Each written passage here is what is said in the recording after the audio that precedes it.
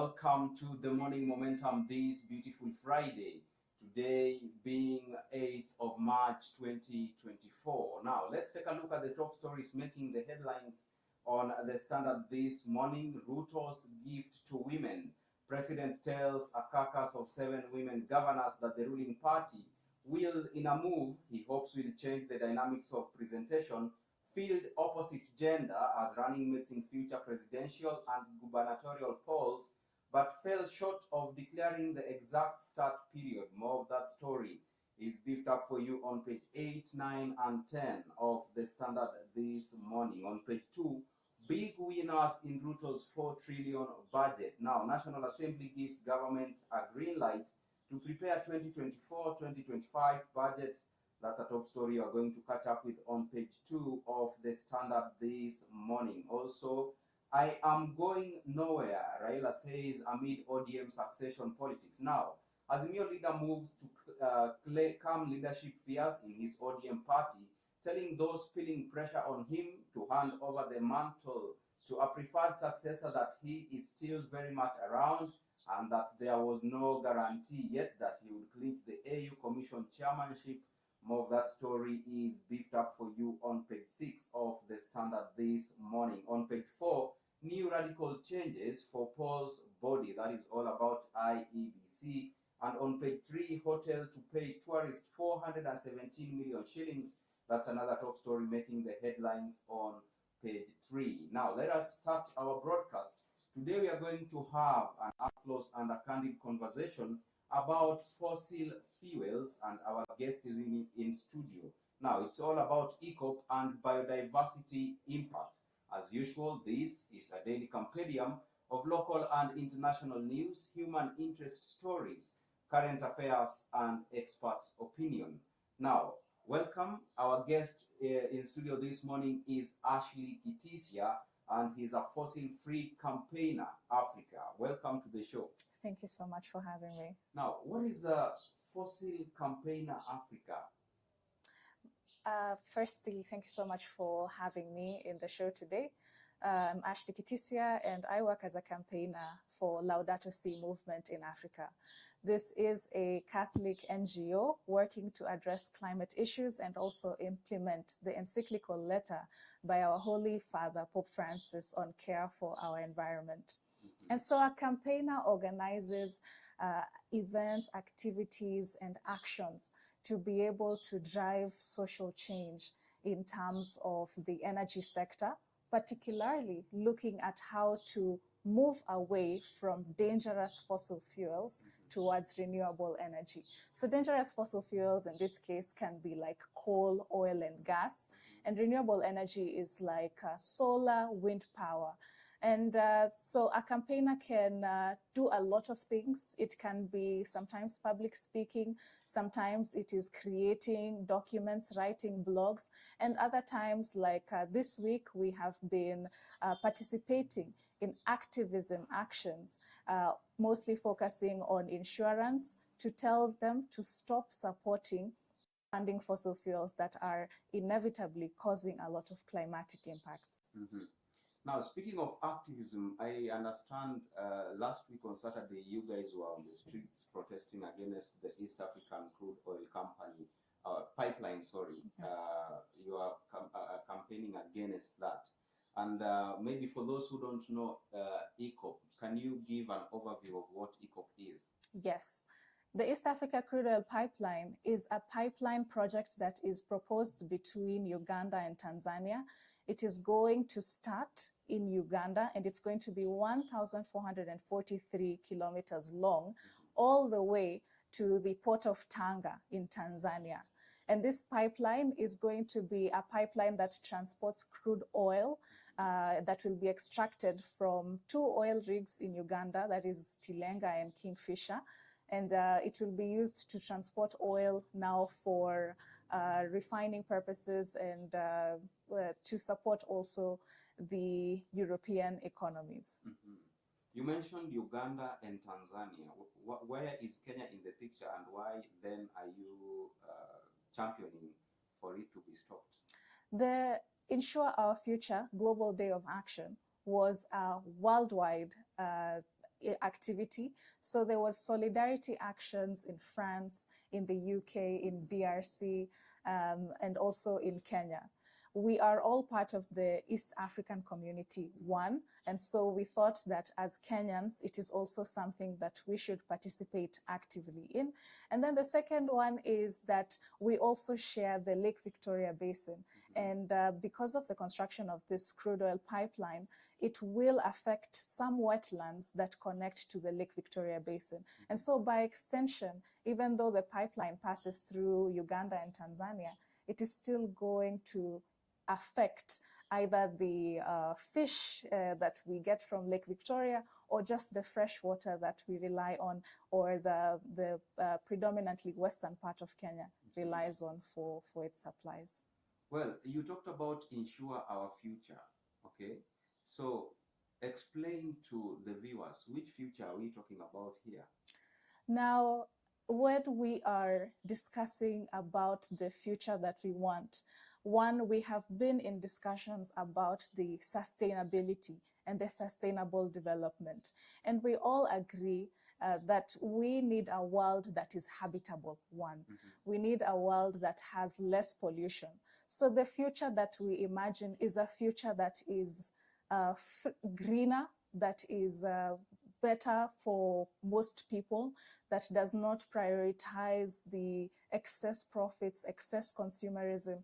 We want a more safer environment, healthier livelihoods when we talk about having our food sovereignty, and going back to generally a better situation than what we experience now. Right now in the continent, we are ravaged by the impacts of climate change, which is polluting our soils, it is polluting our air, it's polluting our water. And we are finding it that the quality of life is increasingly becoming worse. And so climate activists, human rights activists, people of goodwill are all coming together to raise their voices and say that this continuous consumerism, the continuous destruction of our planet, the cutting down of forests, the burning of fossil fuels, the development of unnecessary structures is too much for the world as we know it right now to handle. And therefore we must slow down, and we must look at ways that actually prioritize benefiting the people. And so this is why we all came together during this Ensure Our Future Global Day of Action. All right. Now, speaking of Eacop, what are some of the potential effects of this project on biodiversity? Now, on biodiversity, one, the extraction of the oil will be taking place across a national park known as the Murchison Falls National Park in Uganda. And this is a tourist destination, but also a site that harbors a lot of biodiversity. And then when we look at the construction of the pipeline, as you know, passing through Uganda and Tanzania, due to all of that construction, there'll be a lot of disruption on the nature and wildlife of the area. Now, you have really highlighted it out very well, but I would like to understand, with your group of activists, what are you aiming to achieve through campaigning for Stop Eacop? Through campaigning for Stop Eacop, as the name suggests, we are actually trying to stop this crude oil pipeline. And we are trying to stop it because, one, when we look at our developmental needs for the Ugandan and Tanzanian economy, one, this pipeline will not be able to cater for the energy needs of Uganda and Tanzania. And so all that fossil fuels is going to be utilized in other regions, but not necessarily benefiting the people of Uganda and Tanzania specifically, especially when it comes to catering for their energy needs. Two, we have been, through successful campaigning, through great movements and the achievements of environmental commitments and climate commitments, we have started the decline of use of fossil fuels, and particularly that focuses on the halting of development of new projects of fossil fuels. So such as, for example, Eacop or the other ongoing exploration in Africa. These new projects are almost useless because we are transitioning away from these fossil fuels. And this has been done through, for example, international commitments like seen recently at COP28, and then through also more lobbying and advocacy. We're going to see that this decline is taking place, and it has been acknowledged by the International Energy Agency, and also it has been recognized by the United Nations. So the fossil fuels are being extracted, and these new projects are essentially going to become projects that will be rendered useless, or we call them stranded assets if we get towards the 2030 and 2050. Whereas we are ignoring the other potential good thing about energy in this case, which is the renewable energy, which will now become the more prevalent used source of energy by 2050. And so when we are fighting the Eacop campaign, we are essentially raising awareness that, one, this is causing a lot of climatic impacts.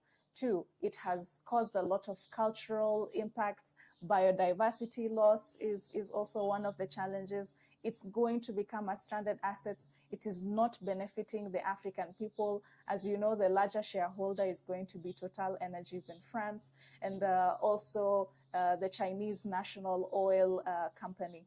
And all these impacts and facts put together make it a very risky project for people to undertake, and especially our governments to undertake, and it's not really improving the livelihoods of the people.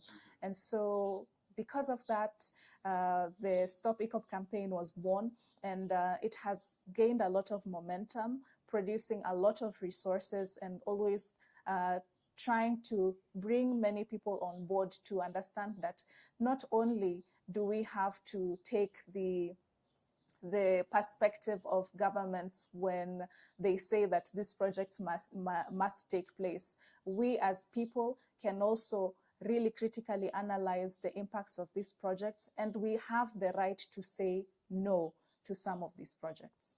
Okay, you have highlighted two things that I want us to talk about. Number one, you have highlighted the effects of Eacop on biodiversity, and you have also spoken about the project not improving people's livelihoods. Now, when you look at the Eacop official website, they are convincing people that the project is going to cause zero harm. And I think let us just see what they are saying through that zero harm. Let me get it first. And as I get that, they are also saying that they're going to provide short-term employment between 2 to 3 years. Why are you saying that it is not going to improve the livelihoods of the beneficiaries, potential beneficiaries? Thank you so much. And so the first one is that Eacop is going to cause zero harm.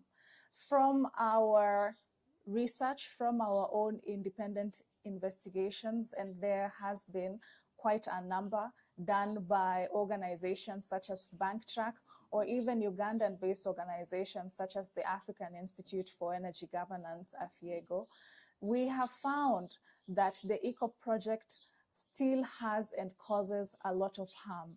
There have been project-affected persons who have not yet been fully compensated or relocated to areas where they can continue their livelihoods, despite the reporting from the website that this construction is ongoing.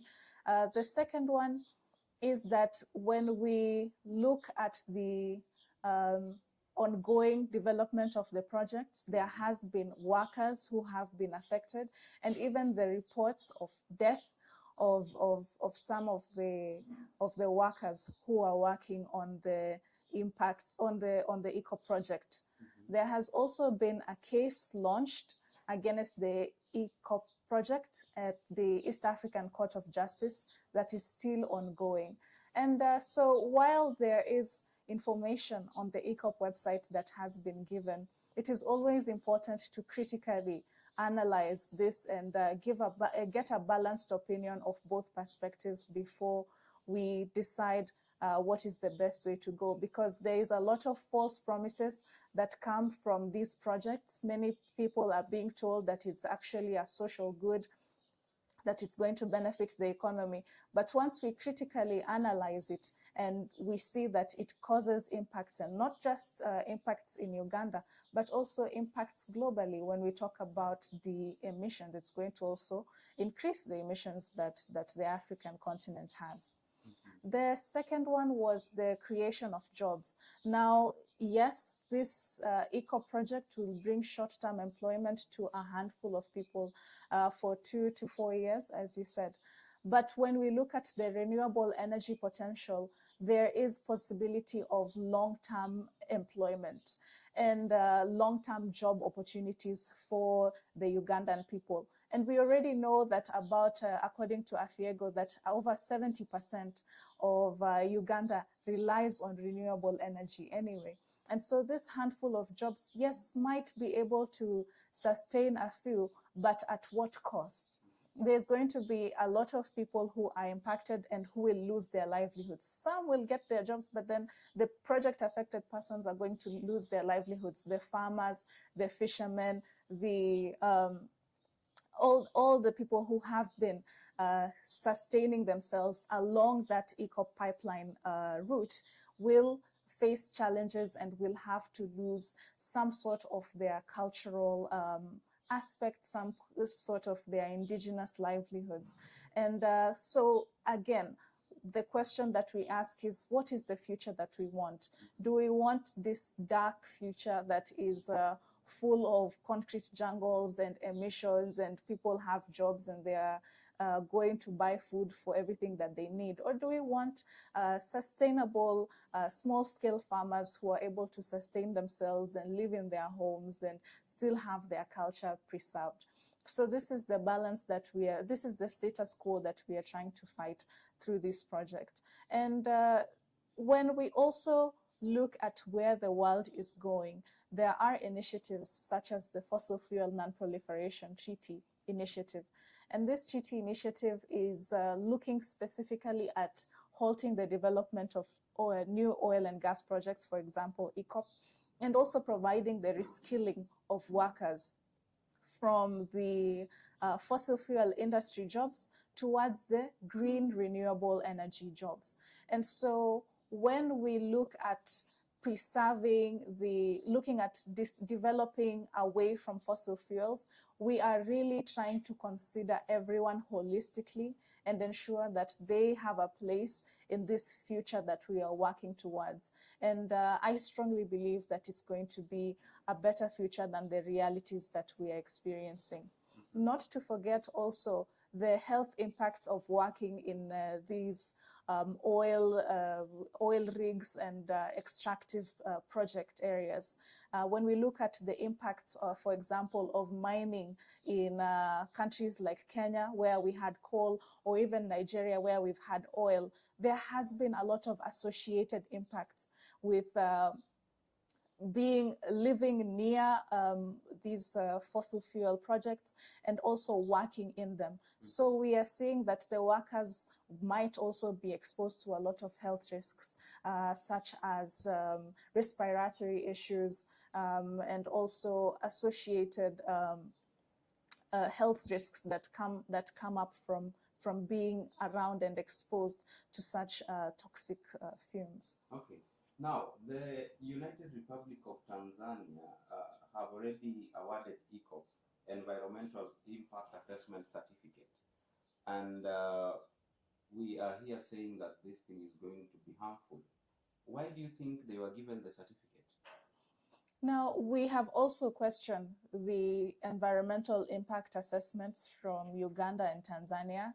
And the perspective is that there was not enough information and consultation done, especially with the grassroots, when these impact assessment tests were being conducted and the research was being conducted. And so that is also one of the pillars of the ongoing case at the East African Court of Justice. And we think that the impact and assessment test was given by Uganda and Tanzania because of looking at maybe just the short-term impact that will bring the revenue that it will bring, which is about, it's estimated to be about $4 billion. But while noting that renewable energy potential is going to bring further much more than that. But these governments have given these impact assessment certifications without actually listening to the people, because once we do adequate consultations, for example, there have been a lot of project affected persons who have come up who have said that they are not explained to, for example, in a language that they understand, the potential impacts of the project. Again, they are given a lot of colorful dreams about the beauty of it, but not being told about the consequences that may arise from it. Let us also not forget that these people also don't have the protection. When we are talking about third world countries, we know that there is no health systems that will be able to protect the project affected persons. And again, when we look at companies like Shell, who have done over 50 years of damage in Nigeria, they have still not been able to give any compensation or be able to take care of those people who have been affected by these projects. And so it is unfortunate that the project is still going through, even though there has been a lot of contentions coming up from civil society, project affected persons, and non-governmental organizations and intergovernmental organizations regarding this specific project. The estimated revenue is at $4 billion for the two countries involved, that is Uganda and Tanzania. $4 billion is a lot of money.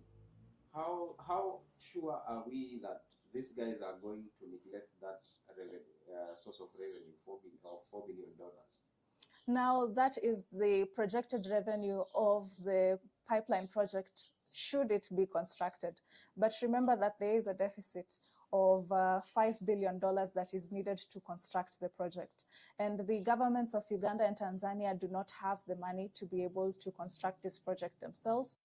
And so they have been looking at banks and insurers to be able to cater for the amount of money needed to construct this project. And there has been a lot of pushbacks also, because they have been looking at European and Chinese lenders to be able to get this money, but there has been a lot of pushback from the people also, and the citizens of those countries also supporting the Stop Eacop campaign, pushing back against them, telling them not to fund this project. And so when we look at that potential revenue of $4 billion, we must really look at it more keenly, because it might never actually materialize, because again, there's the possibility of Eacop becoming a stranded asset. Whereas when we look at investing, for example, $6.5 billion into, for example, Uganda for their renewable energy potential, we see that that might far much more provide benefits to the people of Uganda by the year of 2050.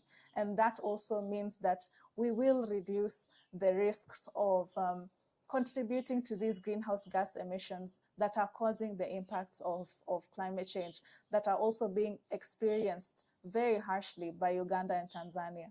The floods, the continuous drought are all impacts that come from these fossil fuel projects. And so it almost doesn't make sense for governments to continue investing in carbon emissions or projects that will cause a lot of carbon emissions, because we are the ones who are being impacted by these consequences. All right, we are coming back to talk about the insurance companies that are funding the project, and even the banks. Don't Go away, viewers. The best is yet to come. See you on the other side of this broadcast.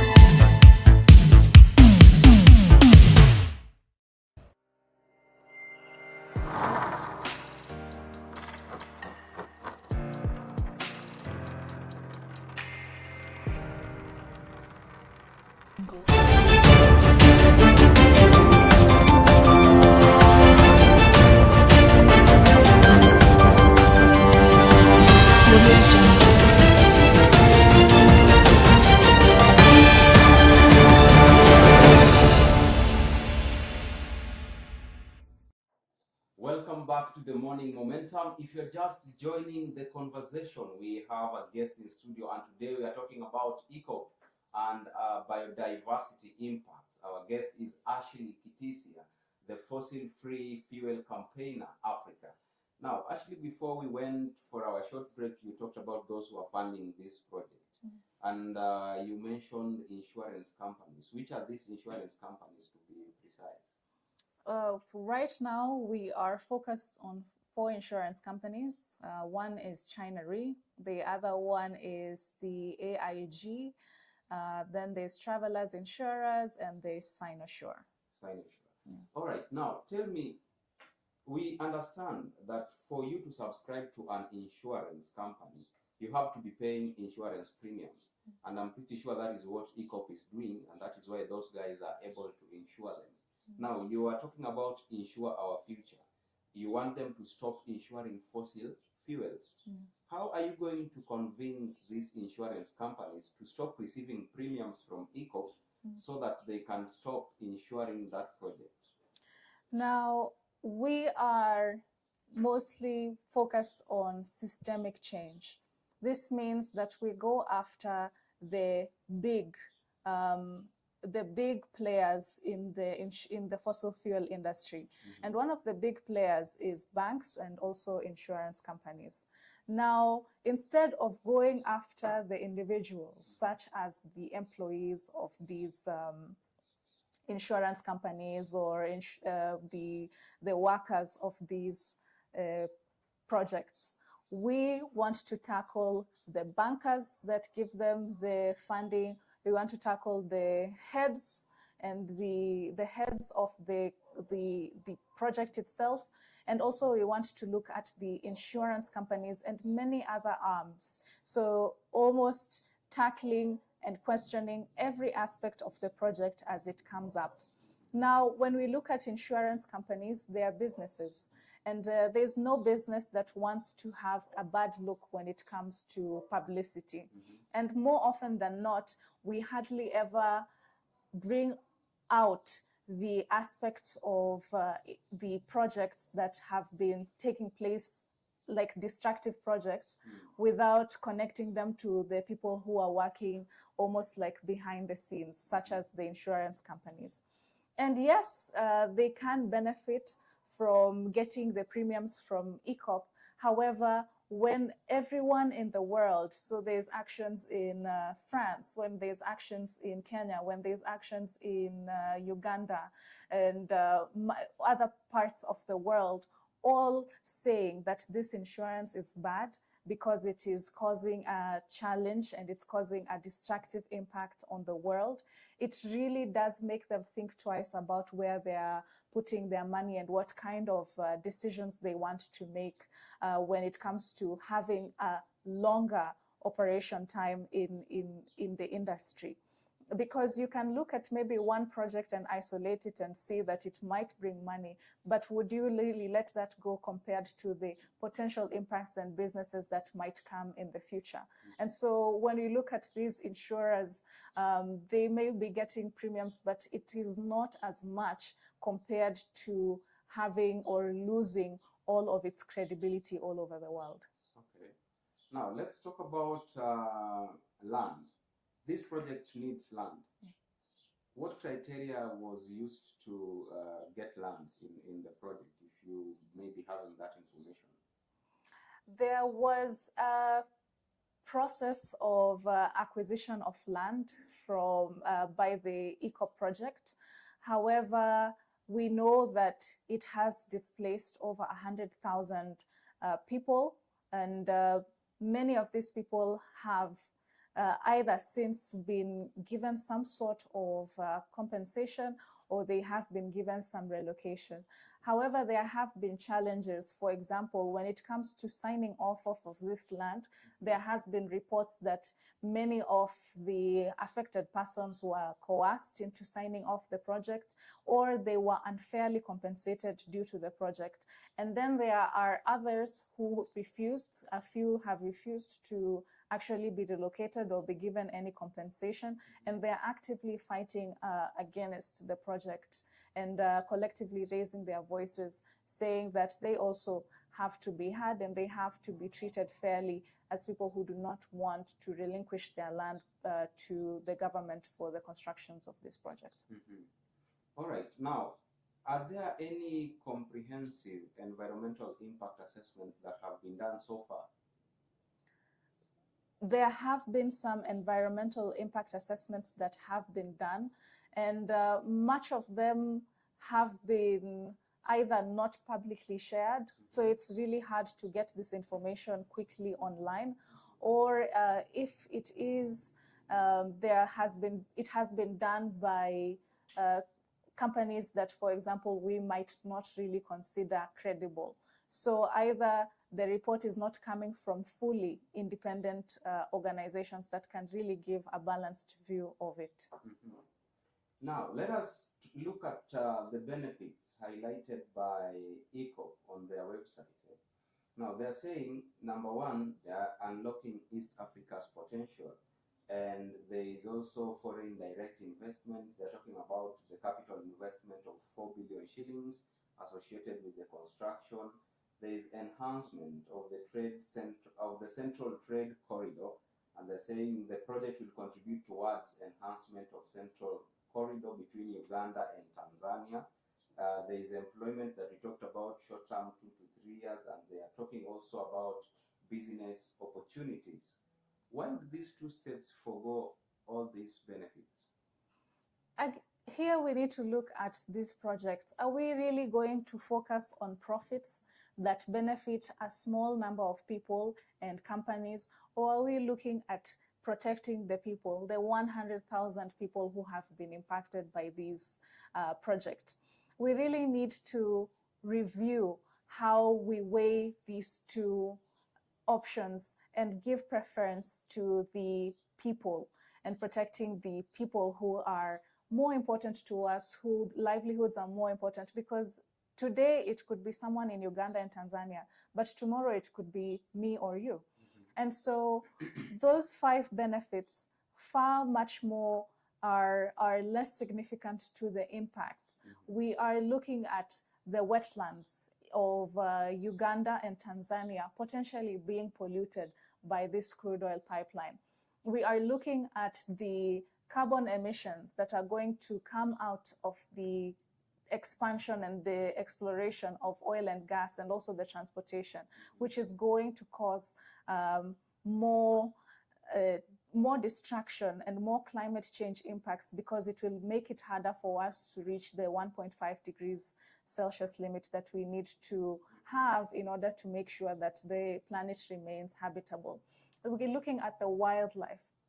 The wildlife, for example, in Murchison Falls National Park, or even with DRC considering also to join with the Eacop, that the Virunga National Park, and these are very strong economic sources for these countries being impacted, and these wildlife potentially being 1, displaced, or 2, leading up to more impacts of dying or also poaching. And then 3, we look at the people who will be now impacted. You hear stories about, for example, farmers who, when they farm near water sources that have oil, that their produce has oil in it. And so increasingly they are poisoning themselves. When we look at all these impacts and much more, we really see that the Eacop project is really a bad project. It's a bad project that is not going to benefit a lot of people. It's just going to put money in the pockets of Chinese companies and UK-based companies, and not really promote the livelihoods of the people of Kenya and Uganda. And so those benefits might look good, and it might look like a very nice, shiny benefit, but it really does cause a lot of impacts and disasters that are not being put out in the open. So you are saying all that glitters is not gold? All that glitters is really not gold. And let's remember that also the fossil fuel industry is one of the leading industries that undertakes a lot of greenwashing. That means that they make a lot of their work look good, and they will say that they are trying to promote the planet, but the fact still remains that the burning of oil and gas and the extraction of oil and gas is destructive to our people, to our planet, and also to our livelihoods. All right. As activists championing against the Eacop, how will you measure the success of your activities? Right now, we are focused on the insurance companies, and so we have been doing a lot of advocacy efforts, a lot of lobbying against these insurance companies, the 4 that I had mentioned. And so what we look forward to, and what we shall continue pushing forward to, is them ruling out support for the East African Crude Oil Pipeline project. And so far, over 20 insurers have ruled out support of the project, and also several banks have ruled out support. And so we shall continue targeting all these insurance companies. For example, Britam, through successful advocacy, has ruled out support for Eacop.